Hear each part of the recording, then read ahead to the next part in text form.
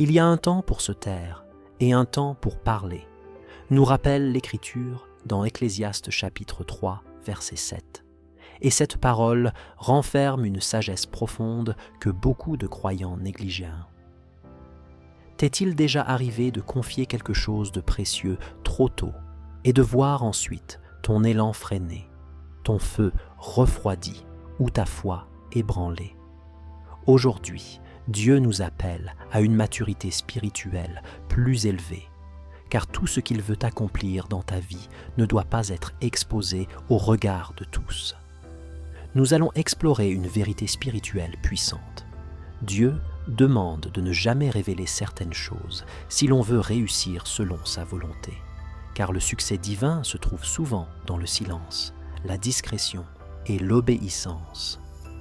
Reste attentif jusqu'à la fin, car ces clés bibliques peuvent transformer ta manière de prier, de croire et d'avancer avec Dieu, et nous conclurons par une prière profonde. Écris en commentaire cette phrase de foi. J'apprends à marcher dans le silence de Dieu, et ouvre ton cœur, car ce que Dieu prépare en secret pour ta vie dépasse tout ce que l'homme peut imaginer. La Bible montre à maintes reprises que Dieu agit puissamment dans le secret avant de manifester sa gloire au grand jour. Dans Matthieu chapitre 6, verset 6, Jésus enseigne que le Père voit dans le lieu secret et récompense ouvertement, révélant ainsi un principe spirituel fondamental. Ce qui est confié à Dieu dans le silence reçoit sa force du ciel. Tout au long des Écritures, ceux qui ont accompli de grandes destinées ont appris à taire certaines choses au bon moment. Joseph garda le silence en prison avant d'être élevé au palais, comme le montre Genèse chapitre 40 et 41. David apprit à attendre le temps de Dieu sans exposer ses combats intérieurs, comme le rappelle le premier livre de Samuel chapitre 16.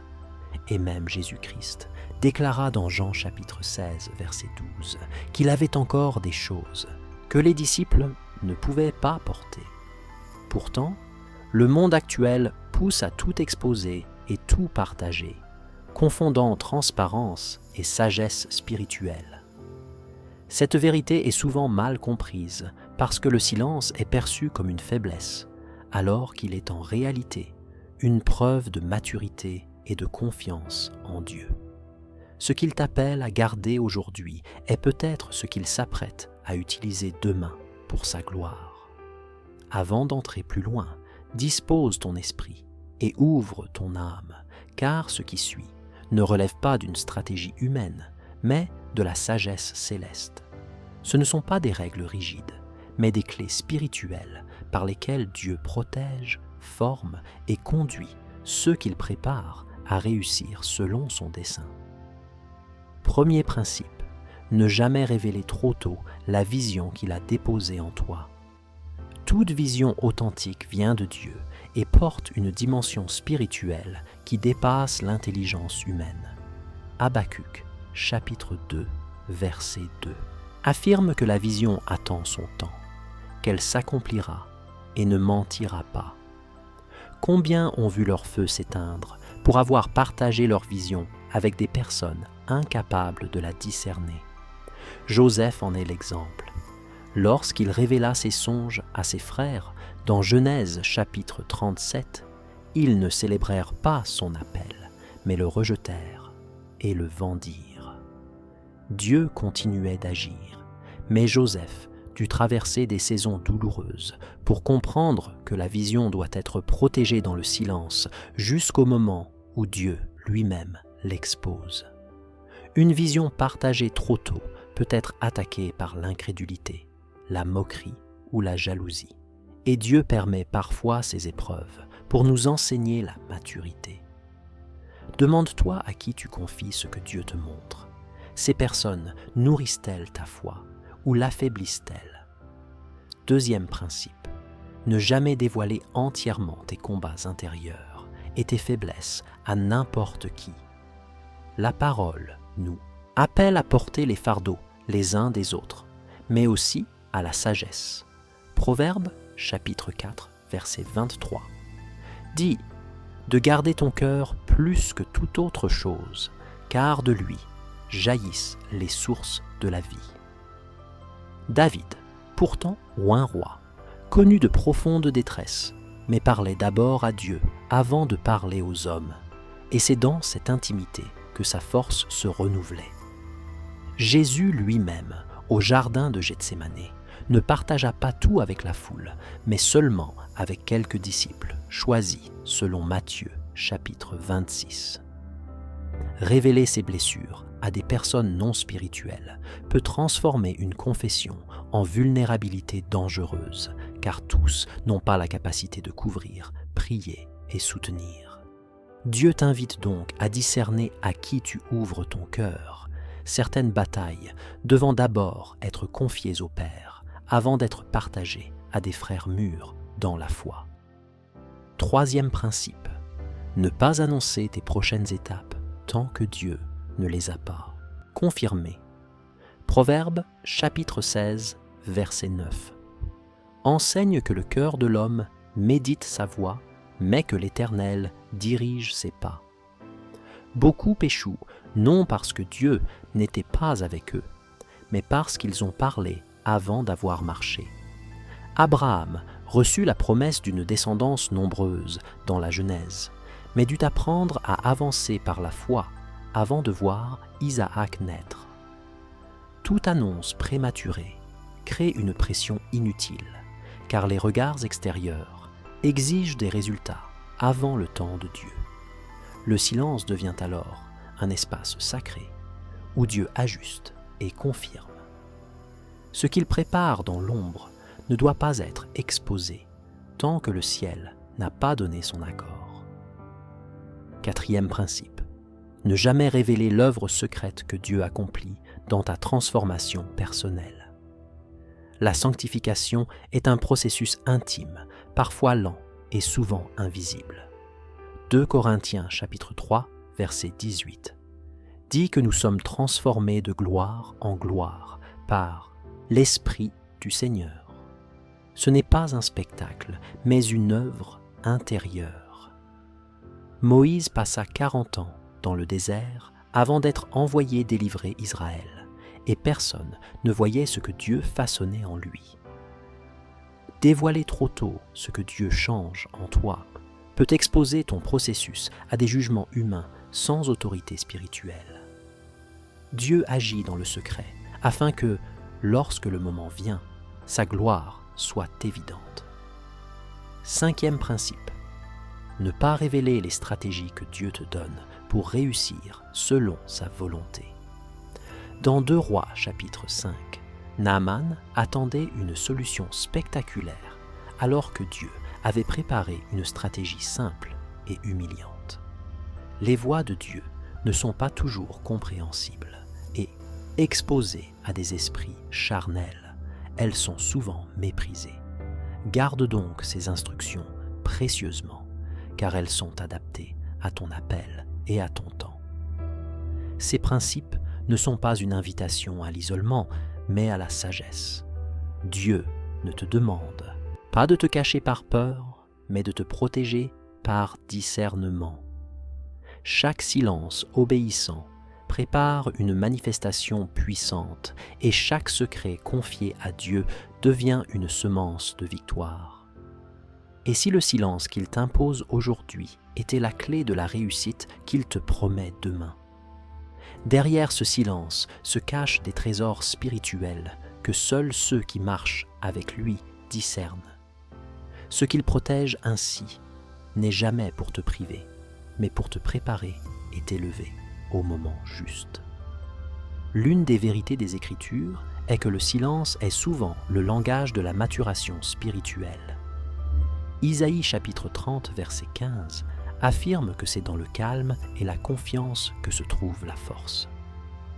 Le monde associe la réussite à la visibilité et à la parole constante, mais Dieu associe la réussite durable à l'obéissance silencieuse.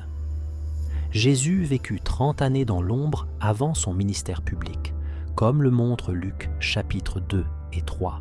Durant ce temps caché, aucune foule ne l'acclamait, Pourtant Dieu façonnait son cœur et son obéissance parfaite. Le silence n'est donc pas un retard, mais une préparation divine. Ceux qui gardent certaines choses pour Dieu développent une intimité plus profonde avec lui, source d'autorité spirituelle authentique. Une autre vérité est que le silence protège de la distraction spirituelle. Dans Néhémie chapitre 6, ses ennemis tentaient de l'attirer loin de l'œuvre pour discuter, mais il répondit qu'il accomplissait une grande œuvre et ne pouvait descendre. Expliquer trop détourne l'énergie donnée pour accomplir la mission. Le silence devient une muraille qui empêche les voix extérieures de diluer l'appel intérieur.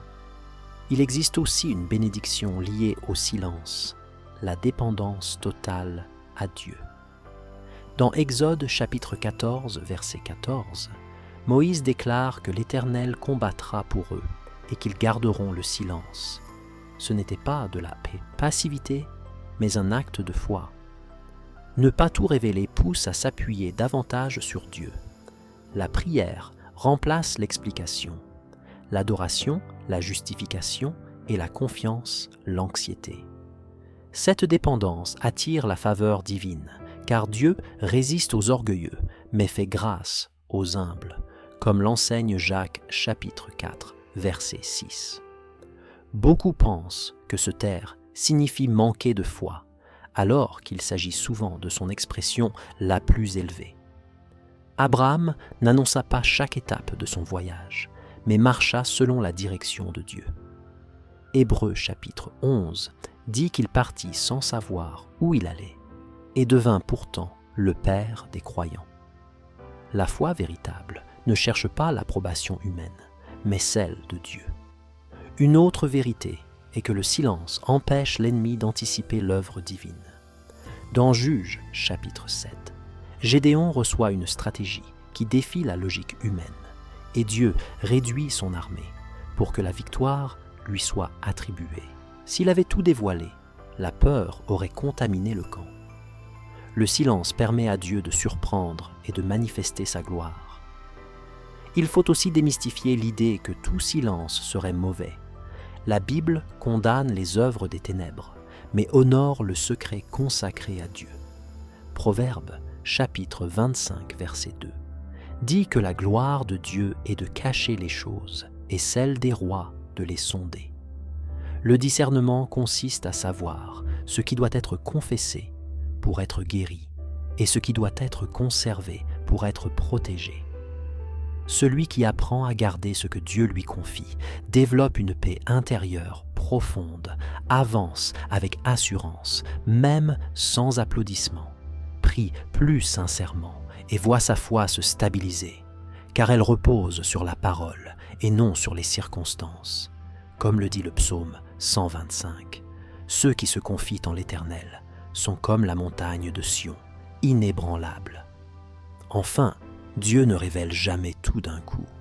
Il guide pas à pas, ligne sur ligne, selon Isaïe chapitre 28, verset 10.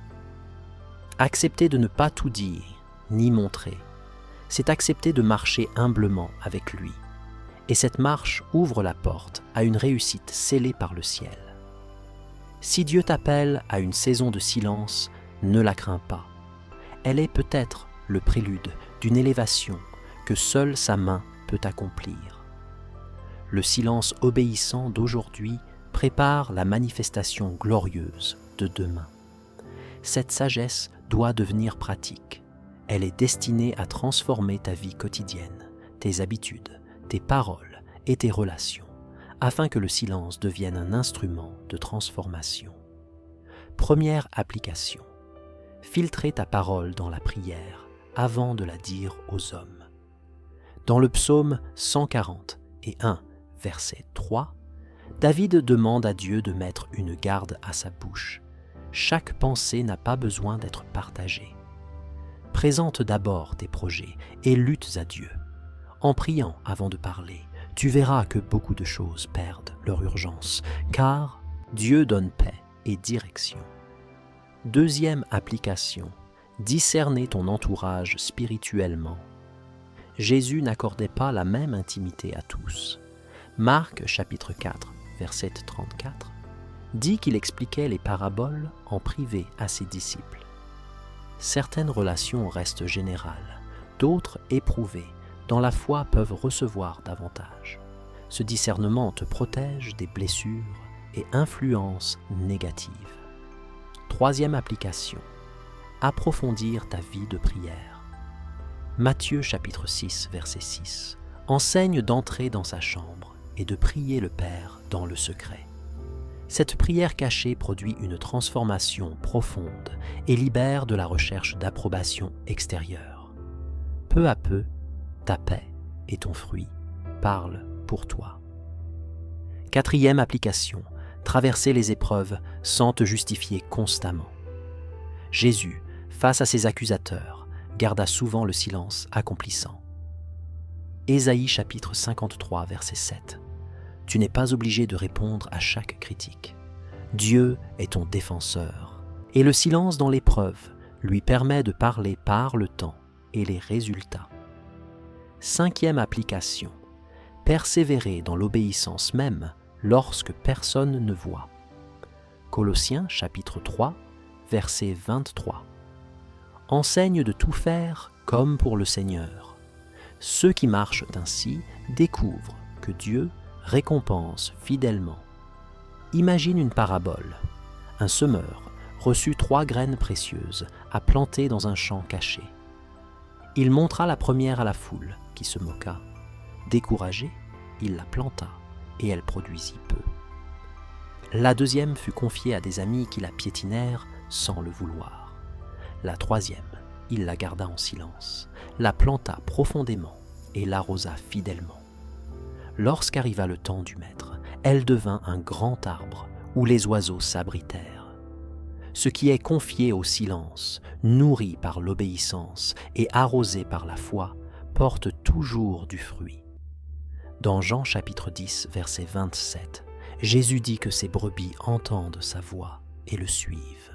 Le suivre, c'est parfois marcher seul, incompris et silencieux, mais guidé. Si tu traverses une saison où Dieu t'invite à te taire et attendre, ne te décourage pas. Elle forge ton cœur et fortifie ton esprit. Dieu ne gaspille jamais le silence de ceux qui lui obéissent. Chaque fidélité cachée construit une victoire future et chaque larme secrète est recueillie par le Père, comme le rappelle le psaume 56, verset 9. Nous arrivons au terme. Dieu n'agit jamais dans la précipitation, mais dans l'ordre parfait de son temps. Et certaines choses doivent être protégées par le silence, la vision qu'il dépose, les combats qu'il aide à traverser, les étapes qu'il prépare et l'œuvre secrète qu'il accomplit. Ce silence n'est pas une fuite, mais un acte de foi mûr, une confiance totale dans sa souveraineté.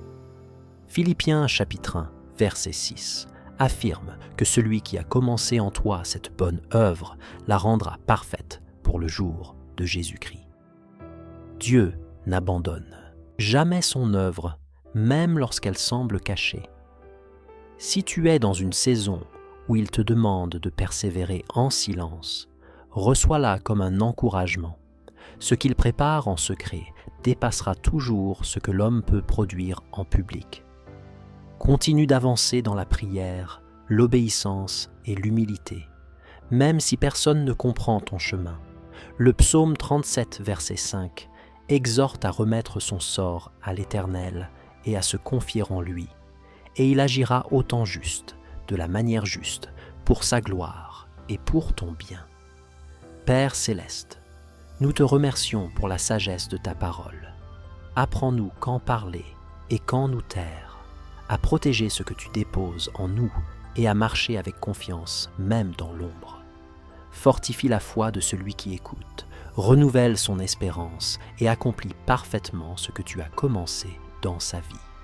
Que ton esprit le guide et le conduise vers la réussite selon ta volonté. Au nom de Jésus-Christ. Amen. Marche dans la paix, persévère dans la foi et fais confiance au temps parfait de Dieu.